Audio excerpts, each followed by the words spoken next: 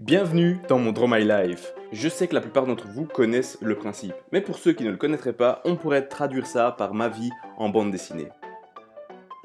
Je trouve que ça sert à rien de faire un Draw My Life si c'est pas pour dire la vérité, donc moi je vais rien vous cacher et je vais vous avouer que j'ai une maman et un papa. Bon ok, je vais essayer de faire mieux en termes d'infos pour le reste de la vidéo. Mon père travaille dans une entreprise française qui conçoit des moteurs d'avions, d'hélicoptères, de fusées, etc. Et son rôle à lui, pour simplifier un peu, c'est de réparer les moteurs d'avions. Ma mère, quant à elle, était assistante de direction. Bon, je savais pas trop quoi dessiner pour assistante de direction, donc j'ai écrit à des... C'est bon, fuck les rageux! Mes parents se sont rencontrés par l'intermédiaire d'une personne, le frère de ma mère, qui était par la même occasion le meilleur pote de mon père. Eh wesh, c'est qui cette belle gazelle? C'est ma sœur, la touche pas, enculé. Super, ça marche. Et ils se sont mariés. Enfin, ils ont essayé, miskin. Car durant leur première tentative, lorsqu'ils étaient sur le point de prononcer leurs vœux, l'iPhone de ma mère sonna. Enfin non, ça n'existait pas encore. Le portable de ma mère sonna. Enfin non, ça n'existait pas non plus. Bon bref, un téléphone a sonné. Et ma mère a répondu avec toute la délicatesse dont elle peut faire preuve. Qu'est-ce qu'il y a, bordel? Je suis en train de me marier! C'est ton oncle, Enzo. Il est mort suite à une opération qui a mal tourné. Du coup, le mariage a été annulé et remplacé par un enterrement.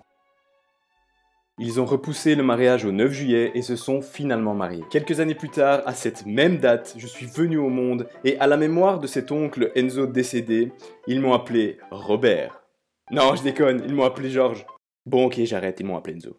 Je venais d'atterrir sur Terre et j'étais déjà prêt à croquer la vie à pleines dents. Mais pour ça, fallait que mes dents poussent quand même, un peu. 5 ans après ma naissance, mon frère est arrivé dans notre vie et on était vraiment comme les deux doigts de la main. On s'amusait bien tous les deux. Il essayait de m'étrangler avec une ceinture, moi j'essayais de le pousser dans les escaliers. C'était vraiment une chouette ambiance. En tant qu'élève, j'étais bon, souvent dans les meilleures notes de la classe. Mais j'étais aussi considéré comme un élément perturbateur. Et toute l'école me connaissait à travers cette réputation. Enfin, quand je dis toute l'école, je devrais plutôt dire toutes les écoles que j'ai faites. Parce que j'ai été renvoyé de 2 écoles. Mais attention, j'ai jamais fait des trucs graves, hein. C'est juste que j'aimais faire rire mes camarades de classe à chaque heure de cours, et les profs, ça les rendait fous les pauvres. Bon ok, je dois vous avouer que peut-être une fois, j'ai fait un truc un peu déconné. Je me souviens plus trop comment, mais j'avais réussi à inonder le rez-de-chaussée de mon école, et je peux vous dire que je l'avais payé cher. Étant donné que j'avais pas des très bonnes fréquentations quand j'étais plus jeune, mes parents m'ont inscrit à tous les cours de sport possibles et imaginables pour m'empêcher de rester avec mes potes du moment. Judo, taekwondo, foot, karaté, tennis. Mais la seule chose que je retiens, c'est que ça m'a sauvé la vie. Un jour, alors que j'étais en train de disputer un match de tennis au calme, posé, tranquille, mon cœur a commencé à battre tellement fort qu'il déformait ma cage thoracique. On est donc allé voir plusieurs médecins, jusqu'à ce qu'un cardiologue nous annonce « intéressant, c'est un syndrome de Wolff-Parkinson-White. C'est grave, docteur ?» Intéressant cette question, tu peux mourir quand même. Je me suis donc fait opérer dans la foulée à l'âge de 14 ans, l'opération s'est bien passée, elle était un peu longue, 6 heures sous anesthésie locale, c'est un peu chiant mais il fallait y passer. Après l'opération, le chirurgien m'a prononcé ces mots que je n'oublierai jamais, « Tu n'auras plus jamais rien à ton cœur. D'ailleurs, si un jour tu reviens, moi je serai mort. » Je suis retourné le voir quelques années après pour un examen de routine, et il était vraiment mort ce con. À l'âge de 16 ans, ma mère m'avait inscrit, comme ça, pour déconner, dans une agence de mannequins à Bruxelles. Ça n'avait pas pris plus d'importance que ça dans ma vie, jusqu'à ce qu'un jour, le téléphone sonne. C'était une agence de mannequins à Milan qui avait vu des photos de moi sur internet et qui voulait que je fasse partie de leur modèle. Dans la foulée, une autre agence, cette fois-ci à Paris, me faisait la même demande. C'était de la folie, j'étais vraiment comme un petit fou. Quand je dis comme un petit fou, c'est pour faire genre. En vrai, j'étais complètement terrorisé. Mais n'empêche que j'ai quand même tourné dans une publicité à la télé. Ils m'ont proposé de jouer dans une série Caméra Café, mais version italienne, et de faire la couverture de magazine. J'ai refusé ces 2 dernières propositions parce qu'après avoir eu mon bac, j'ai dû choisir entre continuer mes études supérieures et l'enrichissement intellectuel, ou choisir une éventuelle carrière de mannequin, et je peux vous dire que le choix a été vite fait. Durant cette même année, on a appris que ma mère était atteinte d'un cancer du sein.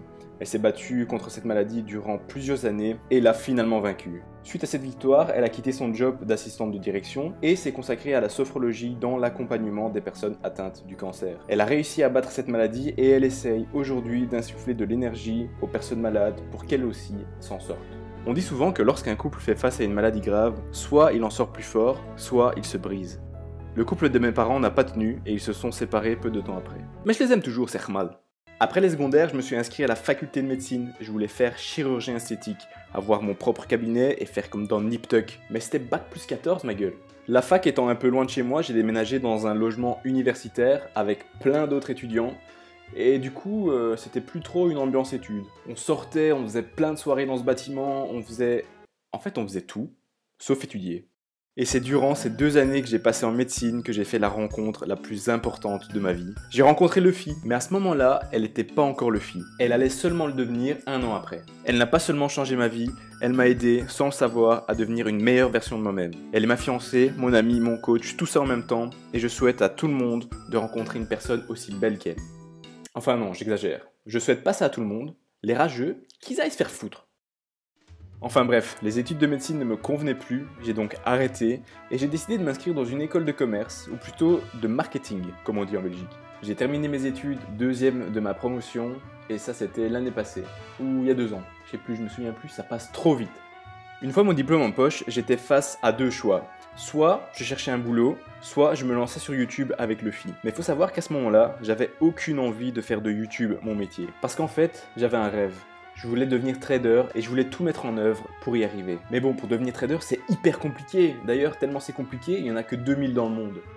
Alors que je courais après ce rêve qui en apparence était inatteignable, je faisais de temps en temps des vidéos sur YouTube avec Luffy. Et c'est là que je me suis posé la question. Est-ce que j'éprouverais pas plus de plaisir à faire des vidéos avec elle plutôt qu'à faire ce job de trader?